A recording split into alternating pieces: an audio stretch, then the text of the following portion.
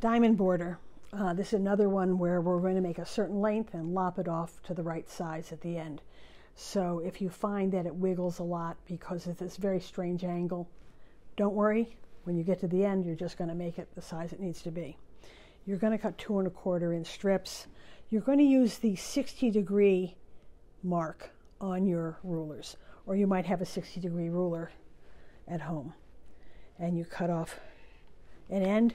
Don't move the fabric, move the ruler. And at 2 1/4, 1, 2 1/4, lined up against that edge, you'll cut here, and you will get the right size diamond. 2 1/4, this edge, lined up. You only have to use the 60-degree mark on the first one. And the same thing is going to be true for these half diamonds that go along the bottom edge, only in this case you're going to use your 30-degree mark, and this is 1 5/8. You put it on the 30-degree mark, which is here. Pretend this is not cut apart. Slice it, and then bring it around to the other side on the 30-degree mark to the point, and back and forth until you get these half diamonds. It's going to be a little tricky piecing because it's a strange angle. Again, don't worry about it. So we're going to put the half diamond on the first full diamond here, and I've lined it up exactly how it's going to be on the border. These are going to hang out in a very strange way, but remember, we're going to cut them off. So you put the half diamond here with the blunter end, the more obtuse end, with the dog here hanging out. Don't worry about how long and strange the other end is.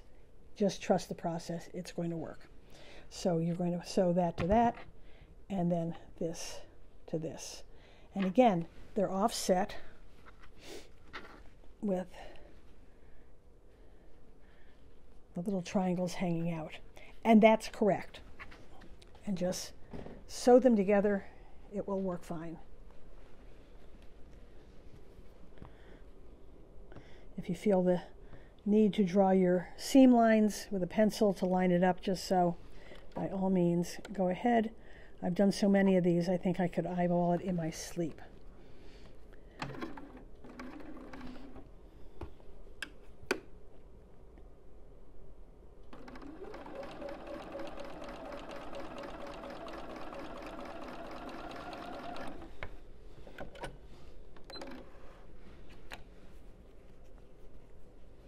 You'll see how it's fine here and it's fine here, and that's going to be chopped off at some point.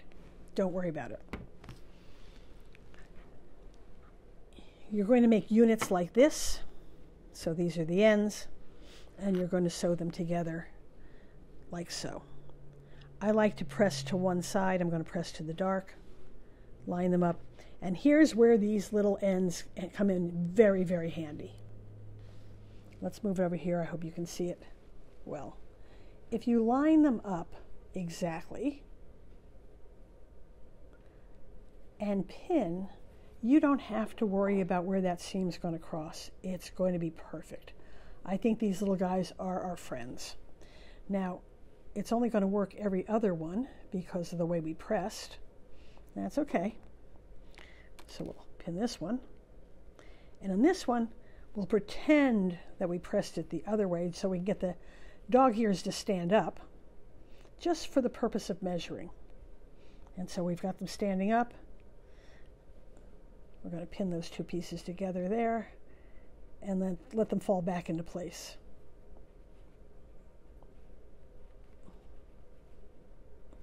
And this will work out.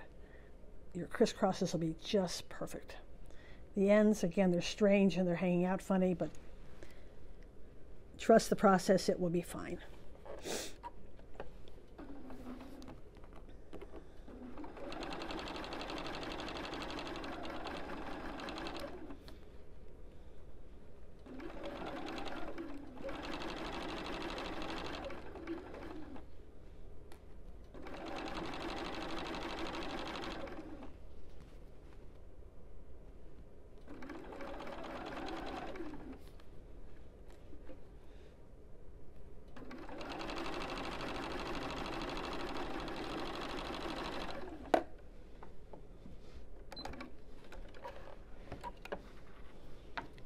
If we're lucky, this is just perfect. Oh, I'd say that's pretty good. There's one join, and that's by using those little things that people trying to chop off. They can be really useful in making a nice seam. So that's going to go there, and we're doing lots and lots and lots of that sort of thing until we get to the final border.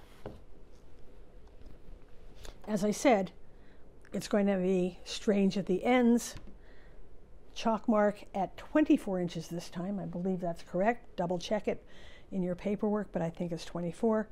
And cut that off, and now this border is finished. What's nice about this border also is there is a beautiful 4-patch.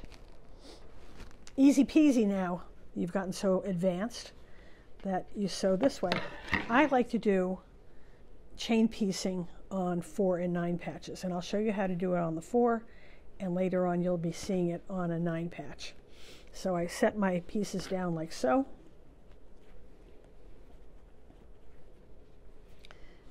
Oops, right side up.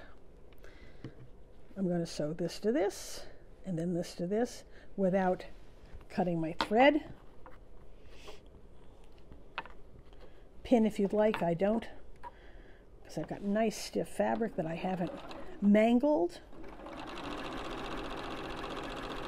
Don't take it off the machine. Put that one on top of this one. And run it through.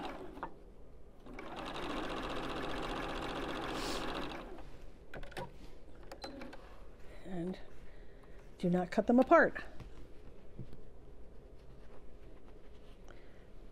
Now you're going to put that one to that one, and this one, with opposing seams. Pin there.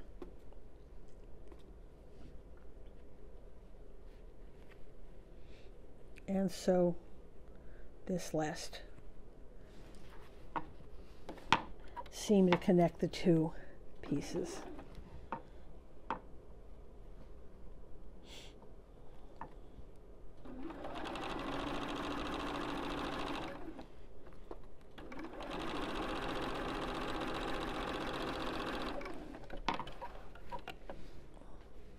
And this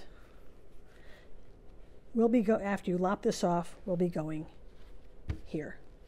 But that's a pretty good join. So, card trick is done. Onward.